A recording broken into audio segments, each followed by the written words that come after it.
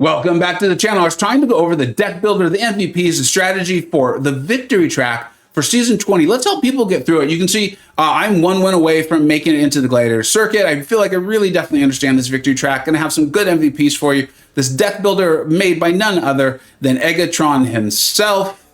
It's great, it's good. Let's go ahead and talk about the strategy, the nodes, and then I'm gonna show you my deck, Egatron's deck, and the whole thing, get you set up for a lot of success in the victory track of Season 20.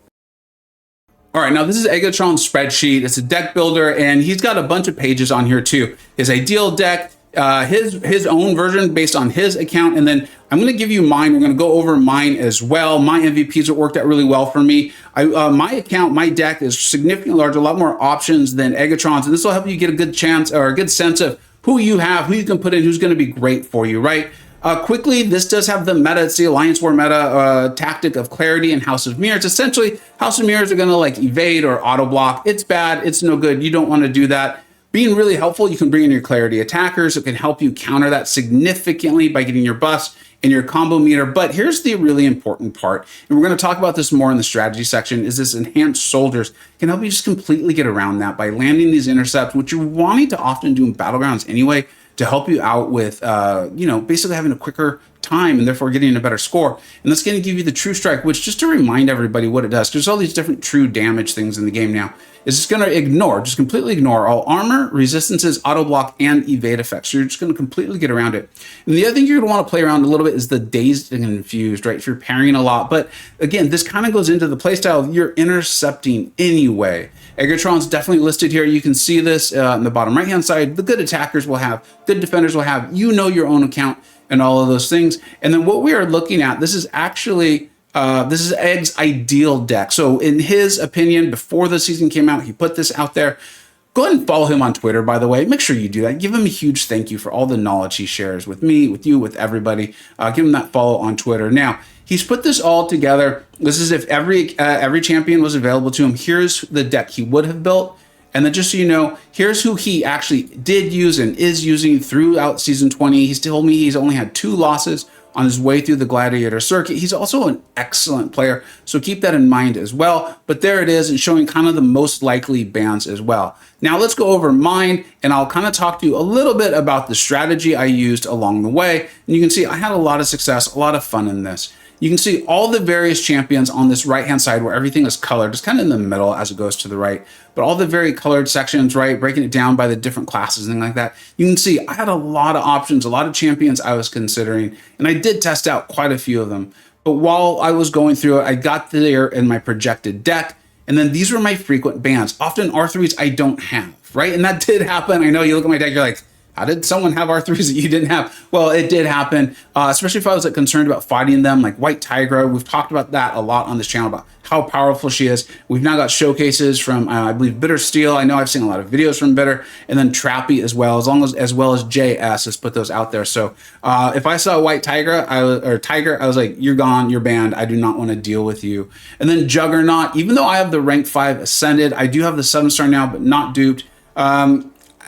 I just didn't like that being on the table because he's just so dominant, right? So often I would ban Juggernaut. Vox, I know a lot of you are like, I see, he knows Vox is good. I do know Vox is good. Also, Vox is the tactic tag for Clarity, which is even helpful against the House of Mirror defenders. Negasonic Teenage Warhead, always call her Warrior, whatever, it's fine. Warrior is not exactly an insult, so that's not too big a deal. And then I often ban Scorpion, his natural evade that he has from his Scorpion Sense or whatever the heck it's called, combined with the House of Mirrors. I just didn't really want to deal with it. I didn't want to deal with it, so we often banned him.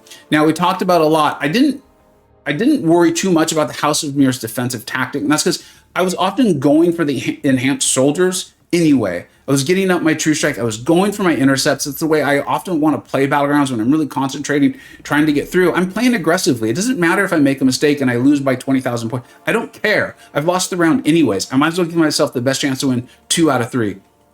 So that's that. The champions I want to call out as they were better than they already are. Right? Hopefully you watch my monthly tier list. We talk about, you're basically ranking up champions so that way when the meta comes out, you're ready to go. You rank up 1 champion, 2 champions, but you've been ranking them up for a while. You're ready to go, right? So the ones in red, the ones I want to call out are Titania. One, she's obviously amazing. That's the whole thing here. but her ability to intercept, because she is going indestructible, unblockable, the whole thing, unstoppable, passively, that helped me often get up the enhanced shoulder synergy, which is also getting up the true strike. So not only is that helping out with the tactic defense of House of Mirrors, but remember, this helping you ignore armor and resistances as well. So you're intentionally, basically, depending on the defender is, you're increasing your damage as well. Photon was absolutely amazing. I will be getting out the rank 3 showcase on her. I've been talking about it forever. In my opinion, she is the perfect champion in this game, and I love using her. You can draft her for defense, and you can use her on offense. And one of the things I will show off is that her mediums can't miss. Her mediums can't miss. So I knew a couple times I had a good defensive matchup on the other side. I didn't have to play too aggressively. And so you're going to see I parry, medium, medium, parry, medium, medium if I got the falter up on me. And then once she goes into her pure light form, she can't miss anyways. Beautiful, amazing stuff. Destroying destroyers. Didn't mean to do that pun. Just fantastic.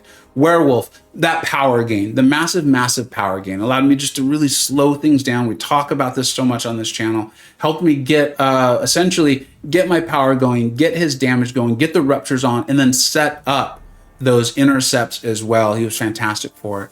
Adam Warlock has that natural intercepting style already anyway. So a champion like this, and Egg does call this out, right? Good intercept windows, this sort of thing on his good attackers will have. Adam, you're playing that way anyway. You're often landing intercepts as you're going. And so he was fantastic for it. Prowler is actually immune to falter. Just immune, just can't get it. Really cool immunity. When he came to the game, I was like, oh, it's interesting. Well, here we are already with a very clear, distinct use for outside of just your questing nodes and things like that. And then definitely has the power, great for dominoes and all kinds of champions. If you're like, Prowler, go see Bittersteel's channel. I've been talking about it forever. You got to go see it. Go see the Prowler showcase. It's great. It's phenomenal. I don't actually like using Prowler, and Prowler was still a mainstay in my deck. Definitely came out and was really helpful. Future Ant-Man. And this is, I'm going to use this as an example of like any champion that has that. I really love the champions that have the AI enhancement, right, for their aggressiveness that lives on the attacker itself, right? Future Ant-Man is not placing a debuff. Just when he gets up his like surging swarm, he makes the defender act more aggressively. Gonna help you out, land those intercepts, so you don't have to worry about things too much. And then also Future Ant-Man, Prowler not as much, but Future Ant-Man, and then definitely Shocker, the next one we're talking about. They do have the defensive tactic. You can see that, right? When I listed my various champions, I put Saga defense or Saga offense to kind of help you out there. And they're Saga defenders, so they did have House of Mirrors. There were times where my opponent did not have a clarity attacker in their deck.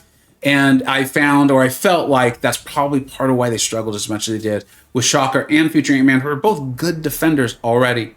And then the other one I'll call it is Venom. Venom is amazing, right? Phenomenal. I almost took him to rank 3 over Adam Warlock. I'm still not totally sure I made the right decision, but I'm happy with it as it is. And Venom is an attacker tactic. It is nice to have those tactic attackers in there of clarity, just in case you do end up a scenario where you just need them. But like I said, you can go for those true strikes. You can get that up with the intercepts. It's how you're often playing anyway. But Venom, you know, having the tactic just made it that more easily for me when, you know, 3 or 5 attackers came up or options came up for me to pick who I was drafting. It was that much easier for me to go with Venom, knowing, hey, if I really get stuck and for some reason I need the tactic, he's got it. That's it. It's a lot of fun. I hope you really do enjoy it. A lot of us, like the sweatier try-hard guys, right, with these bigger decks, we're moving out. I'm getting to the victory track now myself, too, or to the glider segment now, too. So hopefully this is extremely helpful. If you have any questions, you know, the best place to go is honestly my Discord server. As my channel has grown, it's getting harder and harder to keep up with all the comments and that sort of thing. I do go and I try my best to get in there. But my Discord server, so many like insanely smart players on there all the time. I'm always asking questions. They love, they seem to anyway, giving advice, and I really appreciate it. So many phenomenal players. Like, you know, I'm not going to name them because I'll forget someone, and there's just so many on there, and I appreciate the heck out of them. And of course, the Illuminati's on there too, answering questions and these sorts of things. So you can ask in the comment section. I'll do my best, but really, no joke, not trying to get an extra view or something like that. Join the Discord server, be part of the discussion, get better at this game, and have a lot of fun. As usual, let me know what we think we got right. Let me know what we think we got wrong. And just in case I forgot to say it earlier in the video, the spreadsheet is linked in the description. Make your own copy. You'll have a copy of my deck, Egg's ideal deck, and the deck that Egg actually utilized himself. Thank you so much for watching. Take care.